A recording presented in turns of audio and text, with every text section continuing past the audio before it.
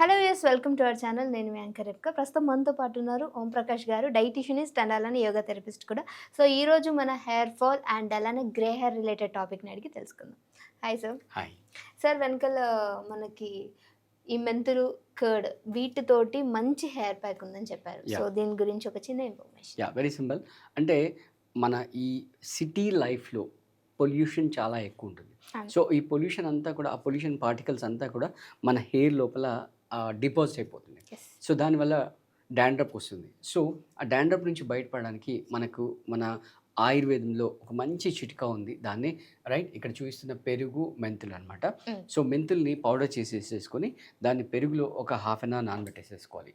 So దానికంటే ముందు నీట్‌గా మనం ఒకసారి తలస్నానం చేసేసుకొని, సో ఈ ప్యాక్‌ని ఒక హాఫ్ అన్ అవర్ పట్టించేసేసి అలాగే వదిలేసి మళ్ళీ వాష్ చేసినట్టయితే అక్కడ ఉన్న ఏదైతే డస్ట్ పార్టికల్స్ ఉన్నాయో, డాండ్రఫ్ పార్టికల్స్ అవన్నీ వెళ్ళిపోవడమే కాకుండా హెయిర్ స్ట్రెంగ్త్ అవుతుంది, హెయిర్ గ్రోత్ అవుతుందనమాట.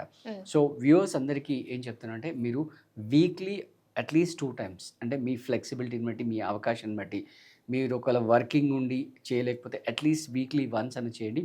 ఒక 2-3 మంత్స్ రెగ్యులర్గా మీరు ఇది అడాప్ట్ చేస్తూ ఉన్నట్లయితే మీకు ఖచ్చితంగా మీ హెయిర్ గ్రోత్‌లో మీరు ఖచ్చితంగా పాజిటివ్ డిఫరెన్స్ అనేది చూస్తారు. సో దాంతో పాటు మంచి క్వాలిటీ స్లీప్, ఎస్. అలాగే స్ట్రెస్‌కి గుడ్ బై చెప్పడం. ఇది ఫాలో అవుతున్నట్లయితే అంటే మనం 3 మెథడ్స్ అనమాట. అంటే ఎక్స్టర్నల్, ఇంటర్నల్ 2 కూడా చూస్తున్నాం. సో ఇలా చేస్తూ కొంచెం యోగా, ప్రాణాయామం, తర్వాత మెడిటేషన్ కనుక చేస్తున్నట్లయితే మెంటల్ రిలాక్సేషన్ ఉంటుంది. అలాగే మంచి నరిష్మెంట్ కూడా వస్తుంది. ఓకే. సార్ ఓన్లీ పైన అప్లికేబులే కాకుండా ఇంటేక్ కూడా చాలా ఇంపార్టెంట్ అంటారు. యెస్. సో ఎలాంటి ఇంటేక్ అనేది ఫుడ్ విషయంలో మనం జాగ్రత్తలు తీసుకోవాలి?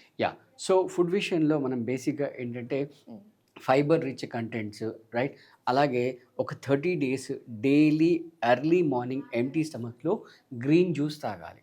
అంటే మీరు అది green green leafy leaves. Vegetables, okay. అంటే ఓన్లీ కొత్తిమీర తీసుకుంటారా, ఓన్లీ పుదీనా తీసుకుంటారా, పాలకూర తీసుకుంటారా, లేదా మిక్స్ చేసి తీసుకుంటారా, అది మీ ఇష్టం.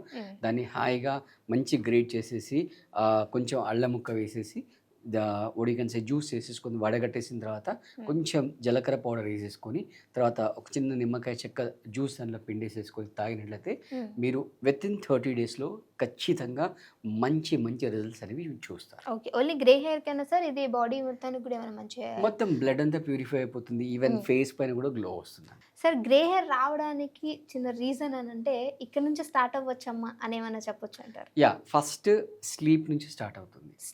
స్లీప్ నుంచి స్టార్ట్ అవుతుంది. ఓకే. ఎందుకంటే చాలామంది స్లీప్ని ఓన్లీ ఒక యాక్టివిటీ లాగా తీసుకుంటారు.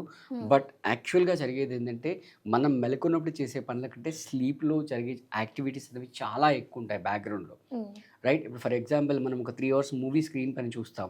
బట్ దాని వెనుక ఒక 30 డేస్ 60 డేస్ ఒక పెద్ద యూనిట్ వర్క్ ఎలా ఉంటుందో అలాగే బ్యాక్గ్రౌండ్లో, అంటే రేపు ఫర్ ఎగ్జాంపుల్ మీరు యాంకరింగ్కి రావాలి, మీకు కావాల్సిన ఎంజైమ్స్ ఏంటి, ఆ బ్యాకప్ వర్క్ అంతా కూడా జరుగుతుంది అనమాట. సో అది ఎప్పుడు జరుగుతుంది? ప్రాపర్ స్లీప్ ఉన్నప్పుడే జరుగుతుంది. సో దురదృష్టం ఏంటంటే, ఇప్పుడు యూత్ ఏమనుకుంటారో అది ఒక వేస్ట్ యాక్టివిటీ, దాని బదులు నేను ఒక సినిమా చూసేసుకొని పొడి చేస్తాను, కుమ్మేస్తాను, ఏదో అనుకుంటారు. సో అవన్నీ 100% utterly waste activities. Okay. So quality sleep, అలాగే స్ట్రెస్లెస్ లైఫ్, ఇవి మెయింటైన్ చేస్తున్నట్లయితే ఖచ్చితంగా మీరు మీ గ్రే హెయిర్ నుంచి బయటపడతారు. గ్రే హెయిర్కే కాదు మన లైఫ్లో ప్రతి ఒక్క దానికి కూడా ఇది చాలా చక్కగా ఉపయోగపడుతుంది. Thank you so much. Thank you.